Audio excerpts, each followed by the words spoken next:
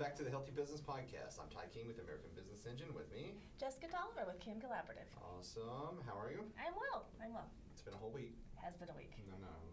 You were asking me about something that happened last week, and I was just It's thinking. like it's been about 3. Yeah. Yeah, absolutely. So, what's been going on? So, I know this past weekend, your nonprofit had my 5K. Your 5K. How'd they go? It's good. It was a lot of fun. Yeah? Yeah, we didn't have as big a turnout as last year, but then we also had a lot of things that were happening. Last year, we were one of the first events to actually get together outside in public in person. So we had a lot of people that were starving for that. And this year we were actually up against about 6 other races. So considering that was the case, we did pretty good. Oh, well. There were like 6 other happening at the same time? Yeah. Oh, really? Didn't realize that. Okay. Interesting. So, well, that's fun. Yeah, we had a lot of fun.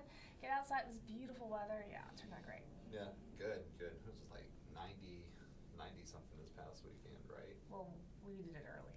You did it early in the morning. Yeah, so the race actually, we started conglomerating around 6:30, and the race actually went off at 8, and it's a 5K, so it was done by 10. Okay. All right. Cool. All right. Fun. Yeah.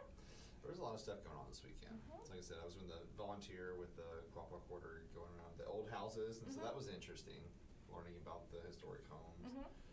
But we had plenty of time beforehand, and so there was like, in one of the hotels, they were having a gym sale, whatever, like amethyst sales. What gym. I was like like there's treadmills or gym sale. Yeah. Yeah. So like it was just in this conference room tucked in the back of the hotel, and there was like 2 giggling teenagers looking at their phones that weren't paying attention to anything. They were the ones running it, and of course, and so like just a room full of like they had megalodon teeth, like fossilized megalodon teeth, which was interesting. They were like $3.50 a piece, and I was like, I'm good.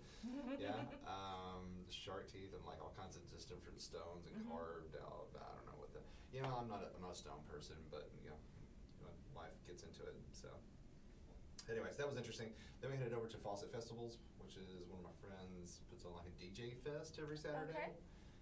In North Little Rock, and so that was interesting. So we went from like looking at these fossilized, teeth from extinct animals to going to this gazebo area where everybody was wearing tie-dye. There were people like spitting fire while the music was going, and one guy had he made a turntable where you can make art. You can put a saw blade on it, and like it spins, and then like you drop tempera paint on top of it, and like make your own designs as it's going and stuff, and try it out and keep it.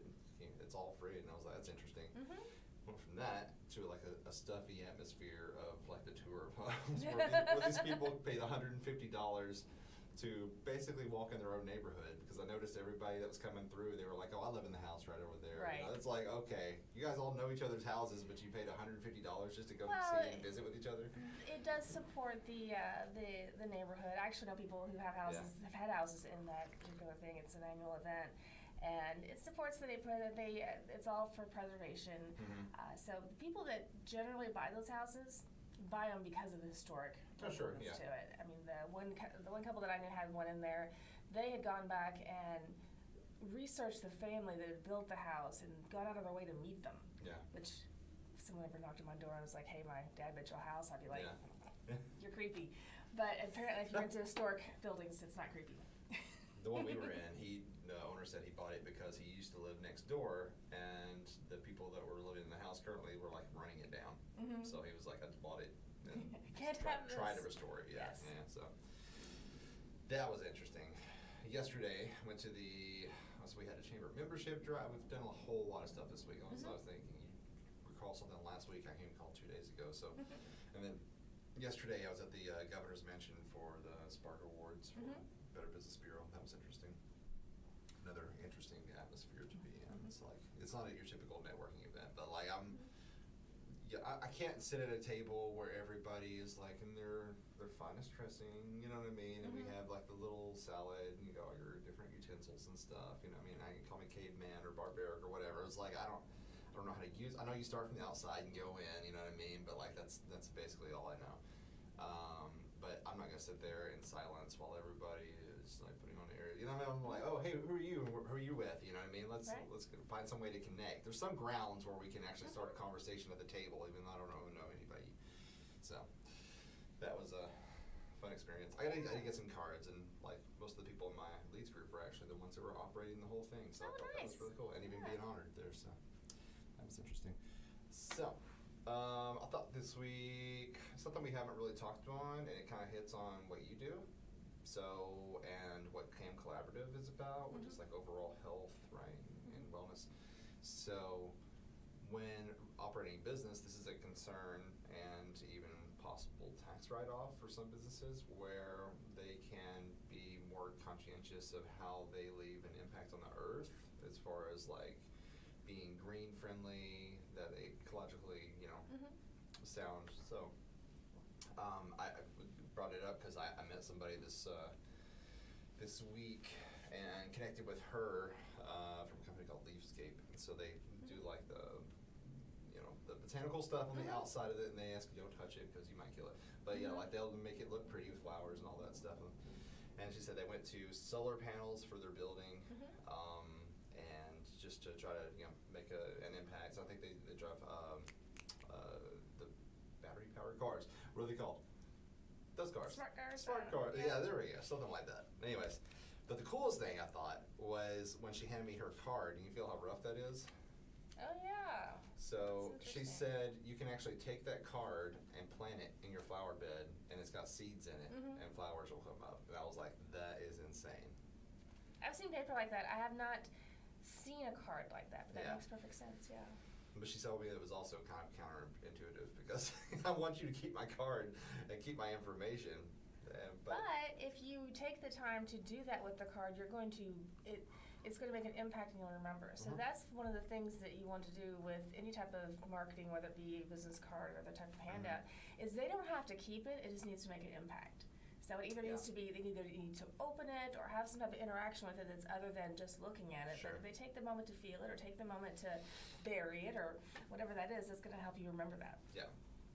So what are some steps, well, I guess, what for you, how important is that to you?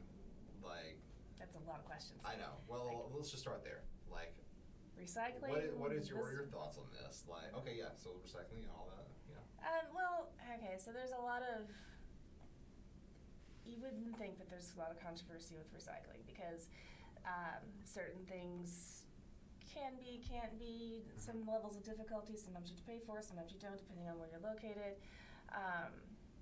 There's been some issues with recycling things that aren't actually recycled, so you go through all this trouble and then there's nothing done with it. So, I mean, there's a lot with that. So, in my business, I don't have a lot of trash per se. I don't have a lot of things that actually, most of my consumables are consumed. And I tend to buy in bulk, so I'm using small containers, and then I purchase most of my cleaning supplies from a company that's very waste conscious, and I make those choices not from a business standpoint, but because from a personal standpoint. And then because they are business purchases, they become tax deductible.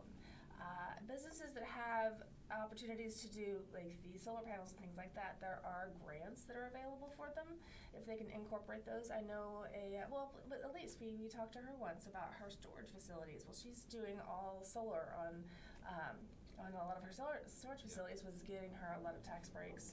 So I mean, I think that if you can, I know I look out the window, I'm in this high-rise building looking at all these wasted space, these roofs below me, and I'm like, there should be a garden there, and I would put solar panels here. I love that. Yeah. So if I ever win like all the money and buy Little Rock, there is some good rooftop gardening going in. But so I mean, I don't really have a strong opinion about it. I know that I do my part, or I try to do my part, and if I get an opportunity to do more, I will. But I'm not one of those people that's going out of my way to do it, if that makes sense. Sure. Well, I don't create I was trying to think about me. I was like, oh, so what is my impact? You know what I mean? My carbon footprint, whatever they would call it. So like, I don't create a physical product, and so like, it's not like I'm manufacturing something in a factory, yada yada yada yada, smoke in the air. But I heavily use my MacBooks, which are produced and like. They're produced in, most of them are made like in China, pretty much in a sweatshop, you know what I mean, made by children or people that are like, we've been through this with all the stories, people that are like committed suicide, that had to place nets around the building to catch, so that people won't jump off of the building, and it's like, I don't know, somehow we find a way to be okay with that. That's a completely different, different trail, but it's like, there is a negative impact to like the things that I do that are affecting people and the earth, but guess there are some things I can do to help. I drive everywhere in an emissions car, so it's not a hybrid. That's a word I was thinking of earlier. It's not a hybrid, and it's not an electric car. And I drive a lot. I put a lot of miles on my car. I do walk whenever possible. That's not just because of being conscientious. It's just that's the type of person I am. I like to get out on foot, explore. First person as much as possible, and so it's just personality, and I don't know, also saving on gas because it cost me $50 not even to fill my tank up this morning. Right? Yeah. So I'm up to 80. Really? Yes. And you just like an SUV or okay. Jesus. But so just a little side note here.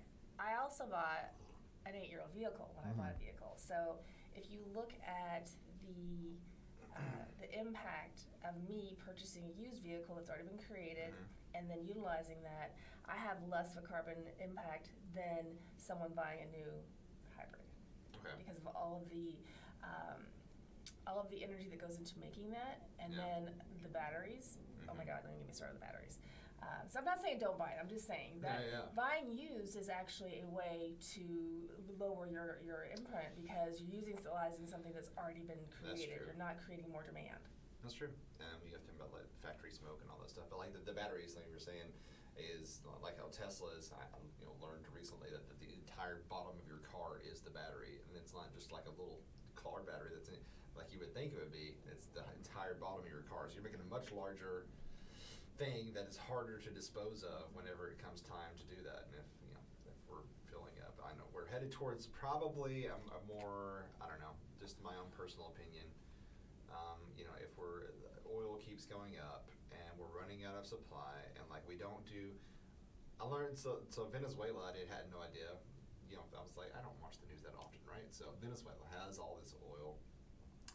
They keep it there, and then they sell it to other countries because America doesn't have, they have a no business, whatever clause, whatever we call it, you know what I mean? So they won't do business with Venezuela because it's a communist country that's very strict on their people. I would say that much. But now they're considering maybe buying oil from them so that we can make prices go down. But I was like, as our fossil fuels go less and less and less and less, it's only going to encourage us to finally put more hybrid cars out there on the market and go electric, basically, or find other means of transportation. Yes. Eventually.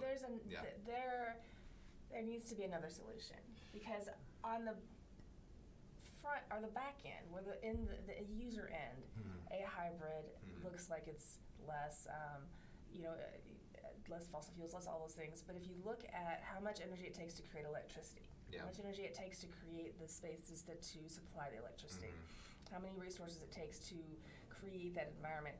I'm not saying that they're not good. I'm just saying that it's not necessarily the solution because a lot of the impact is hidden from the consumer. Sure. So they feel like they're doing a lot better than they are. It's like when you buy something from the grocery store and it says less carbs or like fat-free or something, and it's something that's naturally fat. It's like, okay, well, all of these other brands are exactly the same, but you put that, or if they just say that it's healthy for you on the front of the, it's just marketing. And same thing with cars. They'll say, hey, not only are you getting the newest, snazziest technology in your car, but you're also making a great impact on the earth, but not really giving you the full story of like what goes. Like you might be making a good impact, but a huge impact was made before you came into the buying part. Yeah, exactly. Yeah. So from that point, as a business, like I don't know, I guess it was just interesting to talk about because I don't know, I'm not. I think it's interesting how businesses sway with public opinion, and it's not necessarily.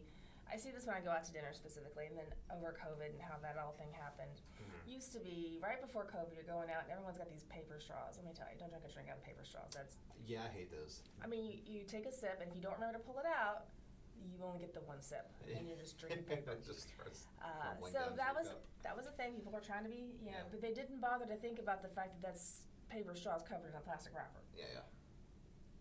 Yep. So then everyone save the planet, don't use consumables, don't use the plastic, you wash everything, and then COVID comes along and we're like, okay, one-time use only. And everyone's super okay with it. And that's the kind of thing that bugs me, is that if you want to be the person who has the paper straws, or you want to be the person who has this 5 different recycling bins, or I will acquiesce. I will do what you need. I will separate my things. I will honor you as a business, but don't preach to me. Yeah. When next month you're doing something different because there was something else on the TV.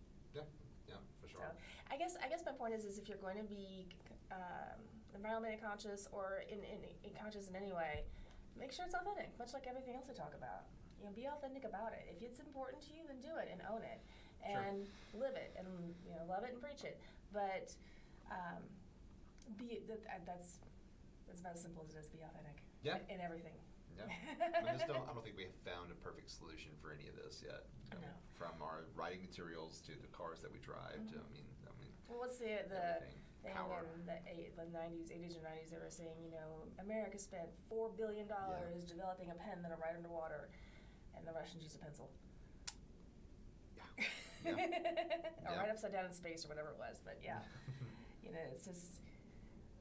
Yeah, it's definitely kind of backwards like that. So I completely understand.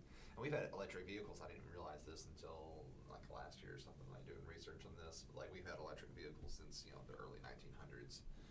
But people have certain interests that involve a lot of money and tied up in oil, and if you go way back even to the beginning of electricity, when there was Tesla and Edison, they were both fighting over who got to be the electric guy. For sure. And Tesla's ideas were actually more environmentally conscious, more sound, more efficient. They would have put us in a completely different space. Yeah. It's a new market. Right, that's true. And that's exactly it. He went to the people and said, hey, what I got's great. What this guy's got's stupid. And they're like, oh, sounds like a good idea. Let's follow him. I mean, if you just boil it down, that's how that story went. That's why we ended up with what we have. Okay. So your overall thought on this is for businesses. Be authentic. Be authentic. Yeah. If it's important to you, try and pursue it wherever you can. It's going to be part of your company culture. So if at home you have the 5 bins, bring that into your workplace. By all means, that's who you are. If at home you're doing certain things that are you're repurposing or doing those types of things, continue on, because that's part of who you are. And people, especially in today's market, want to shop from people that they feel like they connect with, and those people are going to find you. So if you're doing the things that they find important, then they're going to want to be connecting with you as far as the business goes. If you are super environmentally conscious and you walk into a place and they've got black smoke billowing and they've got just all the things that could be just the most horrible thing to those people, then they're not going to do business there. Sure. But there are some people that may I'll burn the thing, or whatever. You don't know. So just be authentic, and you'll attract your target audience, who are going to be more likely like you. Okay, that's good advice. Just all the way around. Okay, yeah. Anything else you want to say about this? I'm just working it out because, like I said, I'm a mobile business that works on the internet. You know what I mean? So I don't have a building with a ton of employees and but you use a lot of electricity and a lot of truck driver and all that stuff type of thing. Yeah. But I use electricity. Yeah, of course. So like I consume, I guess as much as the average person, but maybe a little bit more. Who knows? Because the amount of work that I do, but and the travel and everything I'm doing. So I mean, to your point, we have to do what we have to do. I mean, you can't just walk to Benton because it's better for the environment, because then you'll never get there. So to a point, we have to work with what we have, and then make decisions. We vote for the right politicians that are going to help get us the light rail if that's what we need, or whatever that is, and try to be involved in how and to make the community better, and also live in the world we live in. Yeah, for sure. All right. Well, thank you for your expertise. I don't know if it's expertise or not. It's definitely an opinion. I'm full of opinions. Well, it kind of falls in line with the health and wellness, aspects of everything. So, CAM, collaborative being, focused on not just, how do you feel today? It's how do you feel overall? Yeah. Yeah. For sure. Well, I appreciate it. So our podcasts are distributed across all podcast services across the globe. Yes. Yeah, we got did you see my note about we got a guest next week? Yes. Who was it again? It was Nick and I forgot the gentleman's name from TPC. TCP. TCP. TPC. Sorry, yes, you I was were right the first time. I confused you. The payroll company. Was it Eric? Yes, Eric and Nick. So I had lunch with him this week too, Uh-huh. and that was really interesting. And so Cool. we really hit it off. So you're gonna have some like prepped questions. I'm just gonna wing it. yeah, I mean I know vaguely what it is that they do, and they work on the same floor as this office, so Yes. that's great. Yeah, so that'll be exciting. When is that, next week? Right. Okay. Awesome. So you can catch this podcast on all the podcast services that are distributed across the globe.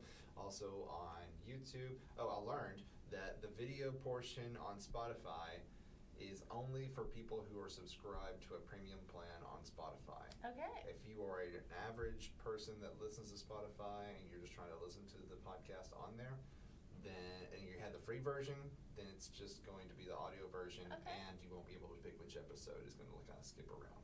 Oh, interesting. Yeah, kind of like a playlist track if you've ever tried that on it. But I don't know, I've had premium forever, so I always assumed that that's how it works, you know what I mean? And I never really thought about, you know what, some people use the free plan, so. I've never really cared until I needed some music for the office, and my assistant uses Spotify, so I'm like, okay, let's get that, and that's why we have that. We have a premium service, so I have nothing to compare it to. Yeah. I did, however, almost go look it up on Spotify after the last time we talked, and got busy. There you go. So I haven't seen it. I have not seen any podcasts on Spotify because I go to my one playlist, I hit play, and then I walk away, and I don't see it again until the next day. Yeah. Instrumental jazz. There we go. Okay. I'm on it all the time. I'm always like looking up the records at the end of the year. It's like, what do you listen to the most? Because you're an audiophile. You like that kind of stuff. I enjoy it. You have tattoos to prove it. Oh, okay. I must listen to music. I got tattoos. No, but you have tattoos of bands. I mean, you actually No, I you understand. feel music in a way that not saying. everyone does. And for me, I like music, but it's more of a background. I just want it to be on. I'm not really particular. I know what I don't like, so I don't want that on. But pretty much anything that it doesn't fall in the don't like category, I'm fine as background music. Right, for sure.